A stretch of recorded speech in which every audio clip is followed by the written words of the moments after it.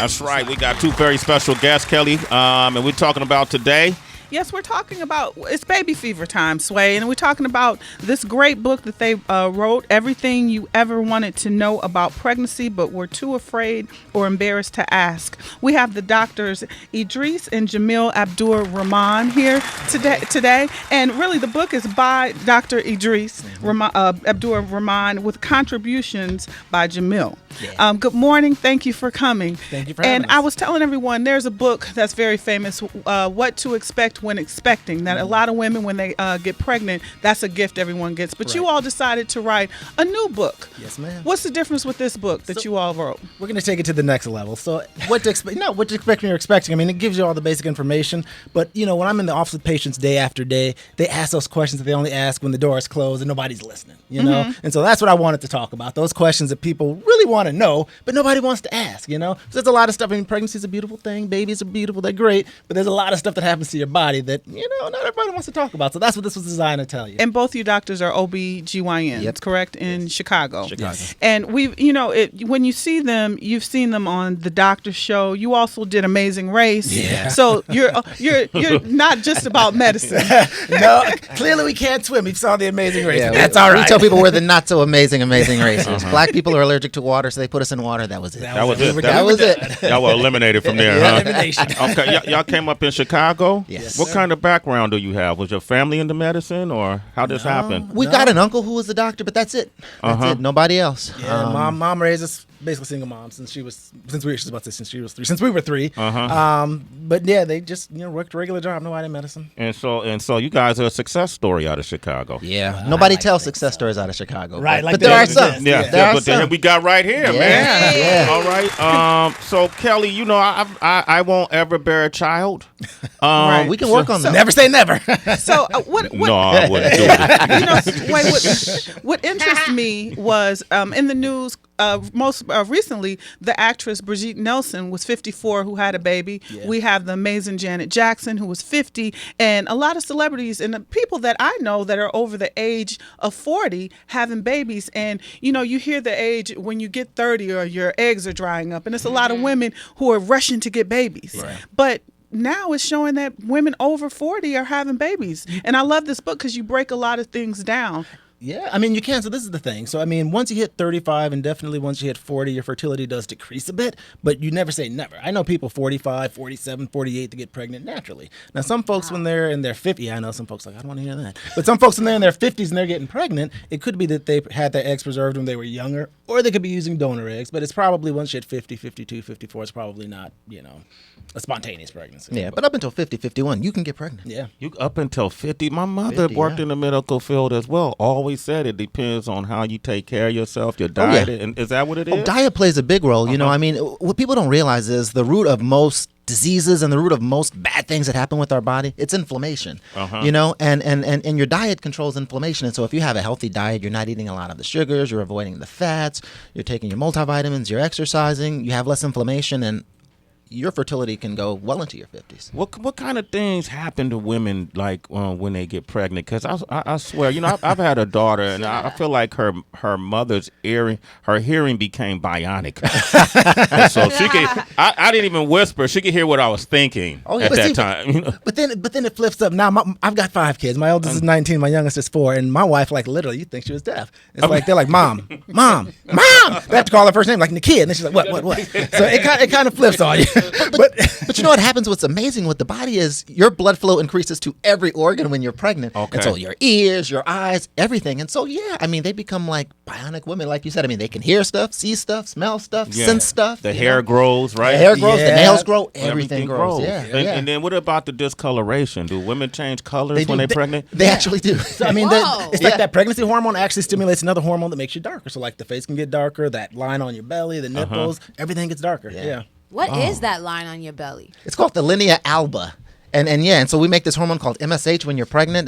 Basically, it's the hormone that makes you get tan when you go out in the sun. And so any part of your body that's dark gets darker. So then, like you said, the nipples, that line, people will get marks on their cheeks, the skin on the back of the neck. Oh, so we already have the line. We already have it. You don't really see it. You don't see it, exactly. Oh, okay. Okay. Man, we got a caller right now. Anybody who's trying to have a baby, if the conception has been hard or difficult for you, call us. If you want to have a baby, young or older, give us a call. We got some experts in here. Jason, you trying to have a baby? Have a baby, Hey, what's up, Soy? What up, man? How you doing? Jason in Illinois. What up, bro? Good morning. JJ. Hey, man, good morning. Hey, my wife and I just had a baby like 15 months ago, and these are the two doctors, one of the two doctors that helped us out. I'm not sure which one it is because they twins. And I just jumped in the car, man. I was so excited. I was like, man, that voice sounds so familiar. And I didn't even know that they wrote a book, man. So I'm having to go get this book. Hey, But let me one ask thing you I this. wanted to share- Did one it turn thing I out wanted well to or share not is- good? Was it good or not good? What was good? Everything went well? Then it was Dr. J.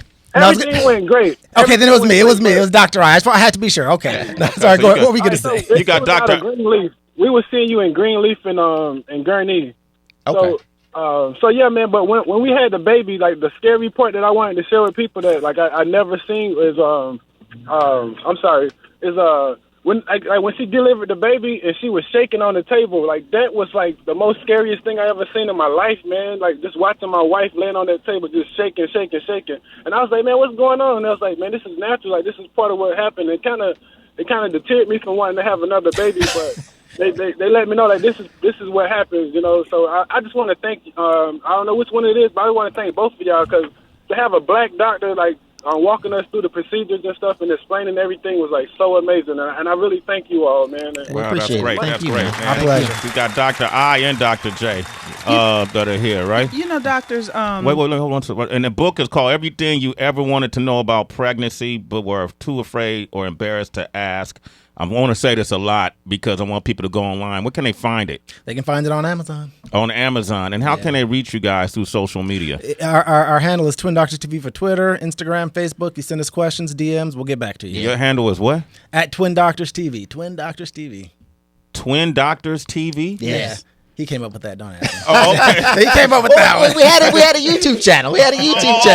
Where you guys trying to be famous? All right, go ahead. You know, doctors, Serena Williams was very vocal about her pregnancy, and a lot of women talk about postpartum. Yeah.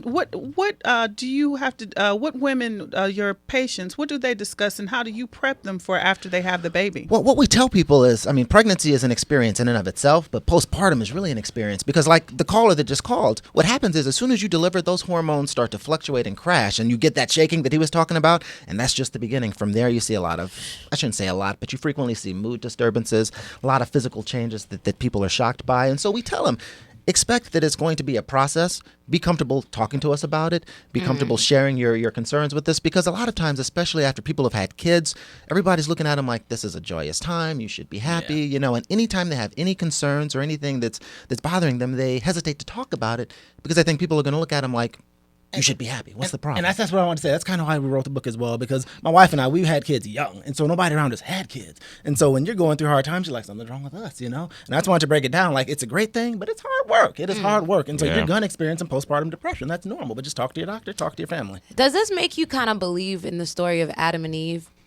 Because allegedly, according to the Bible, the punishment for Eve was that childbearing was going to be wild as hell. Well, okay. Did they use the word hell in the Bible when they described it? My interpretation. You know, there's okay, many. Okay. Well, you know what? I mean, childbirth is no joke. So it very well could support it. It's no joke. I mean, I tell you, like, I have the utmost respect for mothers. I mean, I truly do. It is a process from start to finish. Yeah. It is no joke. And I always thought it might be weird having like an OBGYN that's a guy, but you guys make me feel so comfortable. Well, you know what? I mean, if you relate well to people, honestly, you connect on a level, and a lot of patients say that. But when you're cool with them, when you talk to them, when you empathize with them, the connection's there. It's going to be uncomfortable no matter what. You know, once we hit, I'm past 40, men, we got to get those kind of internal exams too. And whether it's a guy doing it or a lady doing it, it's still uncomfortable. fun. You don't like anybody, you know. So it's going to be uncomfortable no matter what. You got to make that connection. All right, cool. We got Quita on the line from Pennsylvania. What's up, Quita? Good morning. Hey, how are you? Doing great. You have a question for the doctors? Yeah, this is so crazy. I'm telling you, I just left the fertility specialist and I turned on the radio. I'm like, you gotta be kidding me. So I was just diagnosed with PCOS. I'm sure he knows what that is. What is I was wondering PCOS? Wait, before you go, what is PCOS? Polycystic ovarian syndrome. Yeah. So What is that? So it's a condition basically where you get these little tiny cysts on the ovaries, and so you overproduce some hormones, underproduce some hormones. You have a higher risk of infertility, diabetes, things like that. But you don't ovulate, so that's the reason you have a lot of infertility. Okay, go ahead, Quita. Yeah, so I've been trying to have a baby for, I want to say almost a year now, probably like about 10 months. Nothing's been happening. So I, went to a fertility specialist and they found, told me that I have PCOS. So I was wondering if I should go through with fertility help or just like trust in God and just do it the natural way, like eat healthier, work out, or what do you recommend? I would say C. Always trust in God, but I would definitely see a fertility specialist. This is the thing. You want to make sure that your doctor did a full workup. So it could be PCOS, but there are other things that are going on as well. So make sure that they check to see if your tubes are open. But if it's just PCOS, I would see a fertility specialist. The good thing about PCOS is there are a lot of medications you can take. You start to ovulate right away, and bam, you can get pregnant. That being said, though, you hit on a good point. Diet is important. Again, if you're doing a lot of whole grains, avoiding the fried foods, the sugary foods, that decreases inflammation. That can help with fertility. And then they did a study that showed that if you lose just 5% of your body weight with PCOS, a lot of times you'll start to spontaneously ovulate. So fertility specialists, yeah, but losing weight, healthy diet, that can do the trick as well. And trusting God. And trusting God. And Quita, get the book, Everything You Ever Wanted to Know About Pregnancy, but were too afraid or embarrassed to ask, okay? Go online today and get it. All right, thank you. And since we're talking about weight loss, because I heard you mention that, right? Yeah. Dieting. Oh, yeah. Kay's on the line, and she has a question about fertility and losing weight. Kay, good morning. Hi, good morning, everybody. Good morning. So I'm 29. I don't have any kids. So I'm starting to have that baby fever. And so I knew weight was like an issue with fertility. So I recently had weight loss surgery in February, and I've lost like 90 pounds. Oh, wow. So, like, what's the increase of the fertility once you lose weight? Is it solely because you're overweight and you're having an issue, or is it just as you lose weight, you become more fertile? I mean, the weight plays a big role because what ends up happening is fat tissue in both men and women produces the type of estrogen called estrone, and that estrone stops your ovaries from functioning. And so when you stop producing that estrone, those ovaries kick into gear. And we see it a lot where women will get gastric bypass surgery and their fertility picks up like that. So a lot of times that is the biggest obstacle. And once you lose that weight, in fact, a lot of weight loss doctors tell women get on birth control for a year or two because they know their fertility is going to pop, and they don't want them getting pregnant before they've lost the weight that they want them to lose. So it comes very quickly. Okay, Kay, thank you for your call, and get the book, Kay. Okay. Thank you. All right, Jermaine in Orlando. Good morning, Jermaine. How you doing? Good morning. All right, how y'all doing? Doing great. What's your question? What up?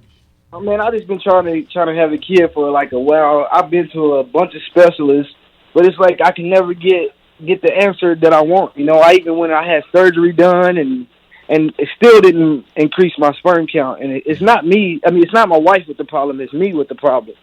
And I just want to see if there's any other options instead of doing IVF because it's so expensive here to do IVF. Well, so there are a few options, and I don't know what you've already tried, but there's actually a medication called Lupron that they can give you. It's a shot. It's kind of expensive. It's like $1,000 for each shot, but it's still less than IVF, and that will increase your sperm count, so that's definitely an option. Some things you can get over the counter, like CoQ10, that reduces inflammation, like Dr. J was talking about. That increases sperm count. Also, but if none of those things work, you have to go kind of that surgical route, they can do something called ICSI, which is where they take the sperm and put it with the egg, and then they put that in the uterus. So it's not as expensive as IVF as well. So those are some things to consider. But if they haven't given you that shot, try the shot Lupron. Hey, Jermaine, and do me a favor. Hit these guys up directly. If any of you guys hit them on their social media and mention Sway in the Morning, they promise to respond. We will. You ask them any question, they will answer. Hit them up at Twin Doctors TV. Twin Doctors TV. All right. We're going to be moguls one day, man. Pammy in Dallas. Go ahead, Pammy. Pammy. Hey, everybody. I want to say thank you for all the great information and all the good work you all are doing. Thank you so much. Hey, Heather B. I was calling to ask the doctors if you have any advice. If your mate has had a vasectomy, what do you recommend for being able to get pregnant? Do you have to get a reversal, or can you harvest some of the sperm, or what do you guys do? They can do a reversal, and honestly, that's probably the easiest approach. But if they don't, they can also, pretty much like you said, harvest the sperm. But that involves literally taking a needle and taking it out of the testicles. Yeah. So you got All the guys in here just That ain't gonna grimace, yo. adopt, right? But the reversal oftentimes is successful, and it's a lot simpler and a lot cheaper, to be honest with you. Okay, Pammy, I hope that answers some questions. Did it? And get the book. Yeah, thank you. Just what are the percentages? Like, do you have any kind of an estimation how well it works? The reversal is like 70 to 80%. Yeah, I was going to say 70 to 80% successful. So with the reversal, 75% chance that it'll work. Thank you, Pammy. Hit them up directly. You have any more questions? This is the last question. Brittany, go ahead. Hey, Britt. Hi, yeah. I was wondering if in your book you guys talk about postpartum. I went and met postpartum, and I told my doctor, and I would tell family, and nobody did anything. I eventually searched and found it on my own and found God.